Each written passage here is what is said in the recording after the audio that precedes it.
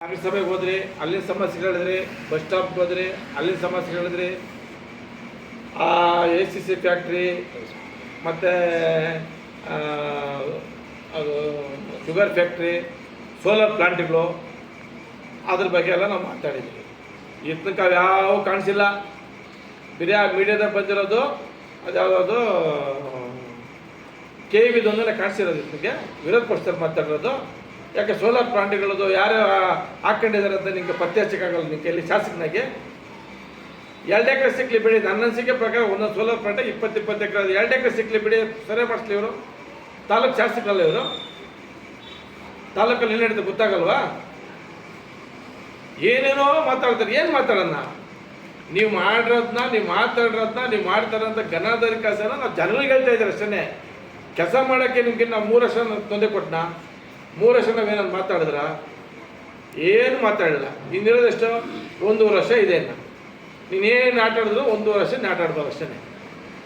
ಆಮೇಲೆ ಏನು ಮಾಡೋಕ್ಕಾಗ್ತದೆ? ತಾಲೂಕಿನ ಜನ 20 ವರ್ಷ ಹಿಂದಕ್ಕೆ ಹೋಗಿದೆ. ನಾನು ಮೊನ್ನೆ ಹೇಳಿದ್ದೆ, ಮತ್ತೆ ಪುನಃ ಹೇಳ್ತಾ ಇದ್ದೀನಿ. ಅಟ್ಲೀಸ್ಟ್ ಇನ್ನಾದ್ರೂ ಅಲ್ಪ ಸ್ವಲ್ಪ ನಿಮ್ಮ ಕೈಲಿ ಆಗ್ತದ ಮಾಡಿರಿ.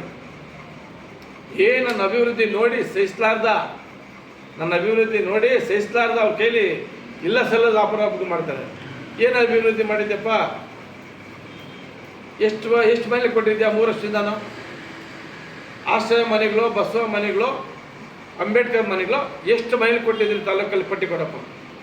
1 ಮನೆ ತಾಲೂಕಲ್ಲೆಲ್ಲ ಗೌರ್ಮೆಂಟಿಂದ 1 ಮನೆ ಕೊಟ್ಟಿರೋ ಪಟ್ಟಿ ಕೊಡು.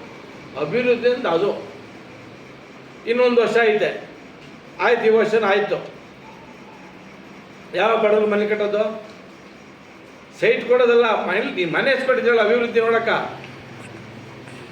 ನನ್ನ ಅಭಿವೃದ್ಧಿ ಸಹಿಸಲಾರ್ದ ಅಂತ ಅಲ್ಲ, ಅಭಿವೃದ್ಧಿ ಅಂದರೆ ಎಷ್ಟು ಮನೆ ಕೊಟ್ಟಿದ್ಯಾ? ಒಂದೇ ಒಂದು ಅಂತ. ಇನ್ನವೇ ಒಂದು ಎಕ್ಸಾಂಪಲ್ ನಂಗೆ ಉತ್ತರ ಕೊಡು. ಯಾವ್ದು ನಿನ್ನ ಅಭಿವೃದ್ಧಿ? ಏನಾದ್ರು ತಾರೋ ಈ ಕಡೆ ತಾರ ಹಾಕ್ತೀಯಾ, ಈ ಕಡೆ ಕಿತ್ತಾಕ್ತೀಯ, ಕಿತ್ಕೊಂಡು ಹೋಗ್ತದೆ. ಈ ಕಡೆ ಬೆತ್ತಾಕ್ತೀಯಾ, ಆ ಕಡೆ ಕಿತ್ಕೊಂಡು. ಇದಾ ನಿನ್ನ ಅಭಿವೃದ್ಧಿ? ಅದ್ರ ಬಗ್ಗೆ ಮಾತಾಡಲ್ಲ. ಏನೋ ಆ ತಾರ ಕಾಂಟ್ರಾಕ್ಟರ್ ಕಿತ್ತಾಗಿದ್ದಲ್ಲ, ಕಾಂಟ್ರಾಕ್ಟರ್ ಖರೀದಿ ಕ್ರಮ ತಗೊಂಡಿದ್ದೀರಿ, ಅದ್ರ ಬಗ್ಗೆ ಮಾತಾಡಲ್ಲ.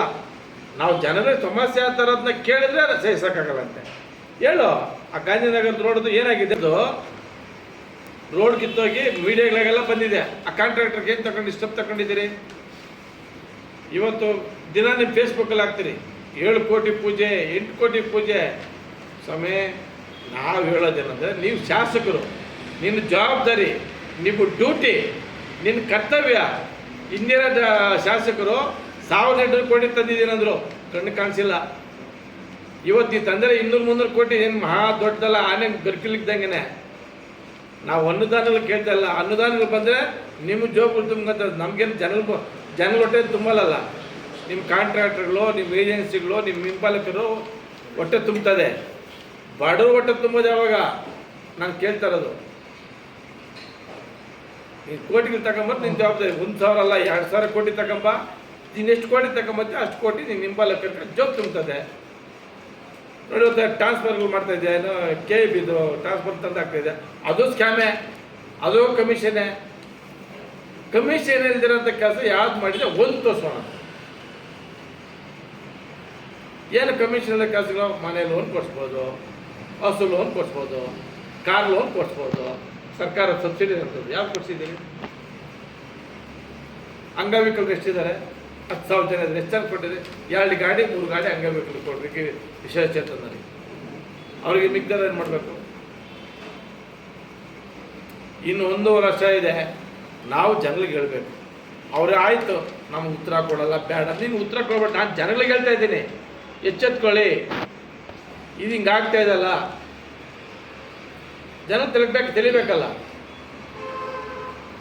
ಮೀಡಿಯಾದಾಗ ಹಾಕಕ್ಕೆ ಹೋದ್ರೆ ಬೈತೀರಿ, ಪೇಪ್ರಾಗ ಹಾಕಕ್ಕೆ ಹೋದ್ರೆ ಬೈತೀರಿ, ನಮ್ಮ ಫೇಸ್ಬುಕ್ಕಲ್ಲಿ ಕಾಮೆಂಟ್ ಮಾಡಿದ್ರು ಬೈತೀರಿ. ಎಲ್ಲ ಒಳಗಡೆನೇ ಮುಚ್ಚಾಕೊಂಡೋಗ್ಬೇಕು. ಇವತ್ತು ಸೋಲಾರ್ ಪ್ಲಾಂಟ್ಗಳಲ್ಲಿ ಪಂಚಾಯತಿಗೂ, ನನ್ನ ಪಂಚಾಯತಿಗೆ 5-6 ಪಂಚಾಯತಿಗಳಿದೆ. 5-6 ಪಂಚಾಯತಿ ಸೋಲಾರ್ ಪ್ಲಾಂಟ್ ಟ್ಯಾಕ್ಸ್ ಎಷ್ಟು ಕಟ್ಟಿದ್ದೀರಿ ನೀವು? ಕೇಳಿದ್ದೀರಾ? ಆದರೆ ಲಕ್ಷಾಂತರ ರೂಪಾಯಿ ಟ್ಯಾಕ್ಸನ್ನು ಅಭಿವೃದ್ಧಿ ಮಾಡ್ಬೋದಲ್ಲ. ನೋಡಿ, ಇವ್ರಿಗೆ ಎಷ್ಟು ಮಾತ್ರ.